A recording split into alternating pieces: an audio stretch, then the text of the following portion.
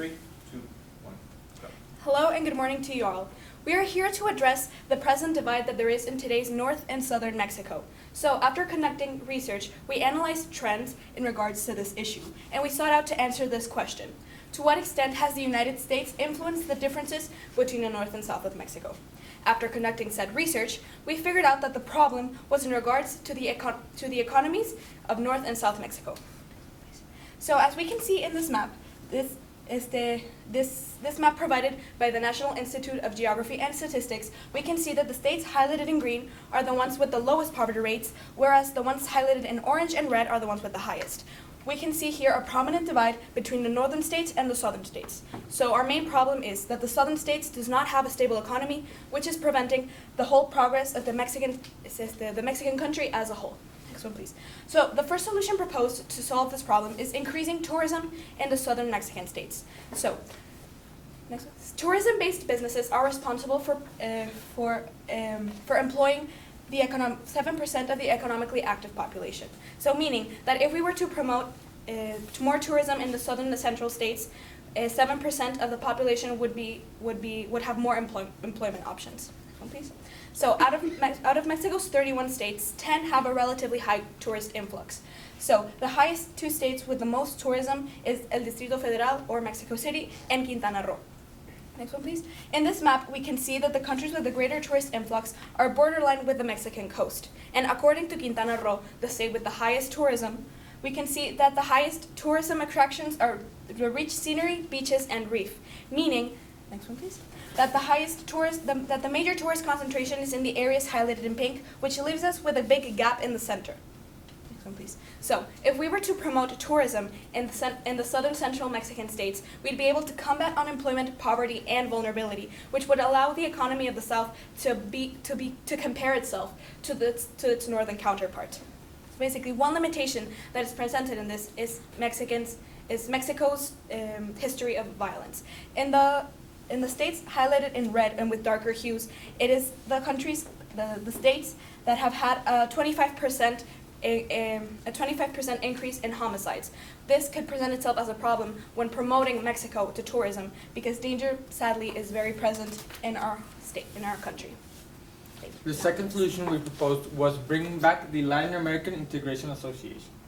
The Latin American Integration Association was an association established in the 1980s as a way to promote and ultimately establish free trade between Latin American countries.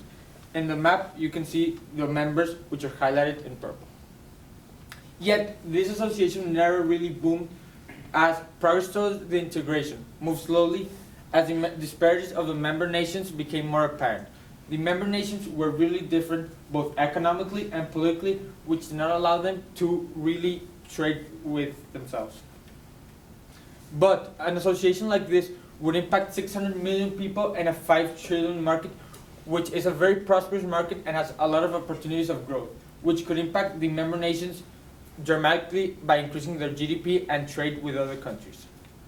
A main point of establishing this treaty is connecting the 3 biggest economies in Latin America: Argentina, Brazil, and Mexico.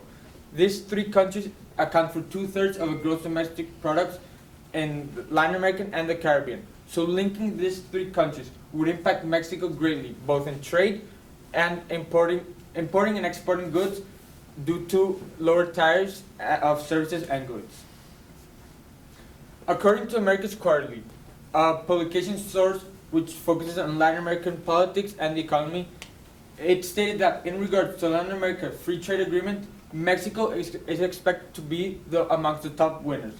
Regional exports expanding by 8%, driven mostly by the manufacturing goods. This means that not only does Mexico economy really boom if a treaty like this was established, but the manufacturing sector of the industry could really boom in the south of Mexico, allowing for new jobs in this region. There's several limitations to this proposal. The first one being that Mexico depends on other countries. Unlike the 2 other proposals in this presentation, Mexico does not really depend on itself, but on the prosperity of other countries. This means that countries in Latin America, which could be mostly unstable, such as Chile and Argentina, which is suffering from economical and political divides, influence Mexico greatly. Another limitation is that there's no real economical powerhouse in this treaty. Unlike NAFTA, where United States is an economical power which could trade and move products a lot, no country could replace the role of the United States in this treaty. And our third solution is business implementation in southern Mexico. So, according to the American Society and Council of the Americas, Mexico received over $30 billion in foreign direct investment in the year 2018. Most Mexican southern states only accounted for less than $0.5 billion, with the exception of Tabasco being $5.525 billion. Many of these states accounted for even less than $0.1 billion. Clearly, Nuevo León, a single northern Mexican state, accounted for over $4 billion of this 30 billion. And combining all of the southern states, it was merely less than 2 billion. So how is it possible that one single northern Mexican state had over double the amount of foreign direct investment than all of the south combined? So that 1.873 billion accounted for 6% out of all of Mexico's FDI in 2018. And the north, not even all the north, just the states bordering with the United States, accounted for 36% of this FDI. Clearly, there is a huge disparity between the bordering states in the north and all of the south, not only the states bordering with Guatemala and Belize. So, a solution for this would be the implementation of special economic zones. According to the Santander Trade Portal, special economic zones have already been implemented in Mexico, offering business facilities, trade incentives, duty-free customs, infrastructure development, among many others. However, it was clearly not enough to have a great impact on the South economy. However, if implementation of lower wages, as in the North, and lower transportation costs, which is a major factor for North American companies, such in Canada and the United States, the South could be more similar to the North economically, and the disparity would be less. There are certain limitations, as in the past, there has not proven that special economic zones have worked. However, by adding these extra incentives, we hope that the South's economy will level up with the North. So after going over the solutions in this presentation, our group decided that the best solution was implementing more tourism in the south of Mexico.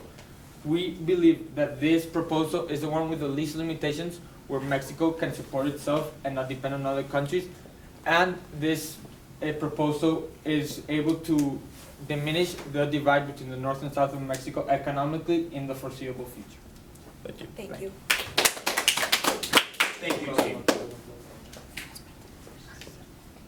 A few questions for you. Mateo, what is an example of a compelling argument from one of your peers' individual reports that you decided to exclude from your team presentation, and why? Can you repeat the question? Yes.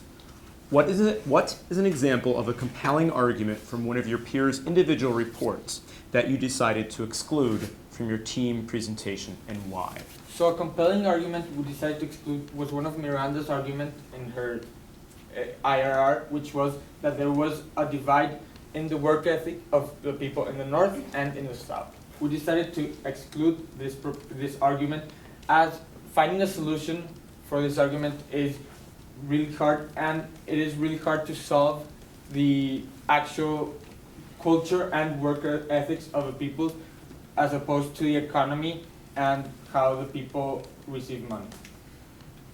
Thank you. Miranda, having finished your project, what, if anything, do you consider to be a gap in your team's research that, if addressed, would make you feel more confident about your conclusion? Okay. So I believe that there was a gap in regards to my own research, specifically in where I demonstrated the maps, where I showed the the states with the higher tourist influx, and then I showed the concentration. So basically, I believe that if I could have researched a little bit more and addressed more how the tourist concentration split more towards the coastal areas of Mexico, I believe that I would have felt a little bit more secure in regards to stabilizing this said information and including even so a little counter argument in order to make my argument a little bit more stronger. Thank you. And Juan Diego, what was the strongest counter argument to the solution or conclusion your team identified and why? So I believe that the strongest counter-argument to a solution is that there is no way that implementing can guarantee it would work. For example, in the solution that we thought to be best, which is the increasing the tourist influx, for the most that Mexico does to do this, there is no guaranteeing that tourists, especially those in North America, which often come to Mexico during the holidays to have some warmth, there is no guaranteeing that they would actually go to these new places that are being proposed for tourism and stop going to the ones that they already know. Because many people, when they visit one place, they stick with that because they already like it. There is no way that we could know whether they would be open to new possibilities of tourism. Thank you. Thank you, team. Good Thank job. you.